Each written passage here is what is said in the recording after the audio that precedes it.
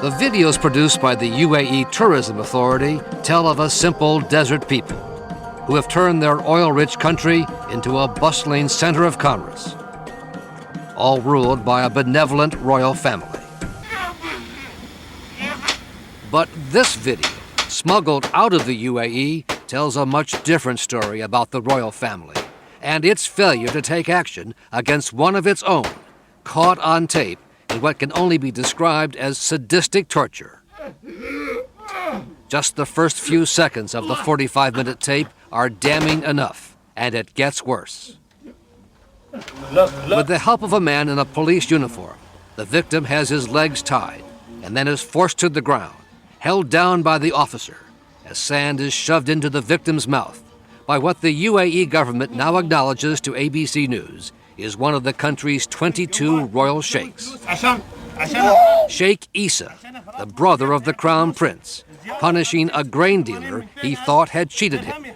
"You donkey, you dog," the sheikh screams. That's the sheikh. Right there. No doubt about it. No doubt. Houston businessman Bassam Nablusi smuggled the graphic scenes out of the country. Really, to make my case that this man is capable of doing what I say he can do, that's the proof. Nablusi worked for and with Sheikh Issa for more than a dozen years. The sheikh is not part of the UAE government, but when he came to Houston for weeks at a time, he stayed in the presidential suite at the Four Seasons Hotel and often had a police motorcade. Nablusi says he and Sheikh Issa were business associates until a falling out that has led to a lawsuit and now the public release of the torture tapes. It's like you flipped a switch and the man took a wrong turn in his life and started getting violent. Nablusi says the torture took place at Sheikh Issa's royal ranch on the outskirts of Abu Dhabi. And he says the sheikh ordered Nablusi's brother to record the sessions so the sheikh could watch them later. At one point, the sheikh instructs the cameraman, get closer, let his suffering show." After using a cattle prod on his victim, there's this gruesome scene. The sheikh points to a board with a nail protruding and then begins to beat him again and again. "Where's the salt?" asks the sheikh. Salt poured into the wounds, in the middle of the desert at night, tortured by a member of the royal family, held down by men in uniform, over a missing load of grain worth about $5,000. There are worse scenes so horrific we can't show them on television. It's absolutely revolting, and I must say I find it a great shame. Sarah Lee Whitson of Human Rights Watch says she has never seen such a graphic tape with the torturer flaunting his axe. Oh my God. And most troubling, she says, the role of uniformed officers in carrying out the torture session. They're acting under the color of law, and they represent the government. If the government does not investigate and prosecute these officers and those commanding these officers to go along with what we've just seen, then it is the state that is torturing them. But in a statement to ABC News, the UAE Minister of Interior, Sheikh Issa's brother, says a government review concluded that all rules, policies, and procedures were followed correctly by the police department. If this is their complete reply, then sadly it's a scam and it's a sham, and it should be called that. Sheikh Issa's one-time business associate, Nablusi, now back in Houston, says he too was tortured by the police after his falling out with Issa and his refusal to turn over the torture tapes he had been keeping for the sheikh. When I said I destroyed them, he said, "Did the sheikh watch you destroy them?" And I said, "No." He says, "Well, we have a problem."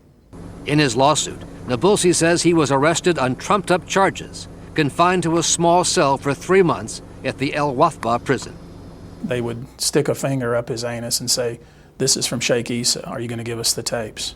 They would keep him from sleeping, deny him his medications, tell him that they were going to rape his wife, kill his child, made him pose naked while they took pictures.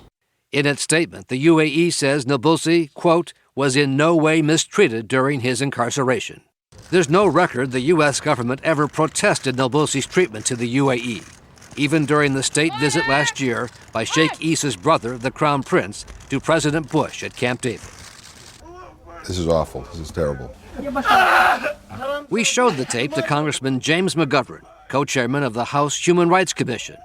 He says the U.S. government must get involved. Granted that they're strategically located in a key part of the world, but it's hard to imagine that we're just kind of going on with business as usual when this kind of stuff happens.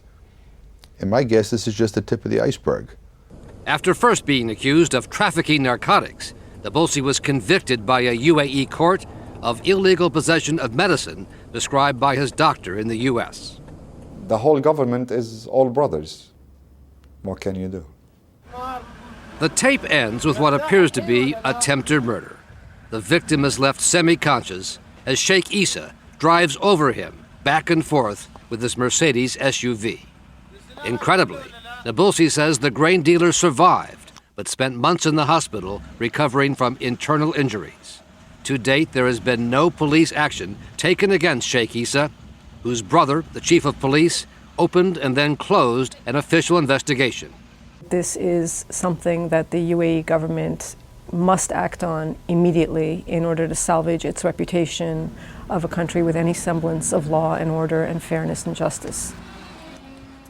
In a statement today, the State Department said only that it urges all governments to fully investigate allegations of criminal acts. Nabulsi says he showed the tape to an official at the U.S. Embassy in Abu Dhabi the day before he was arrested. He says the only advice he got from the American official was to get his family and leave the country as soon as possible. Terry?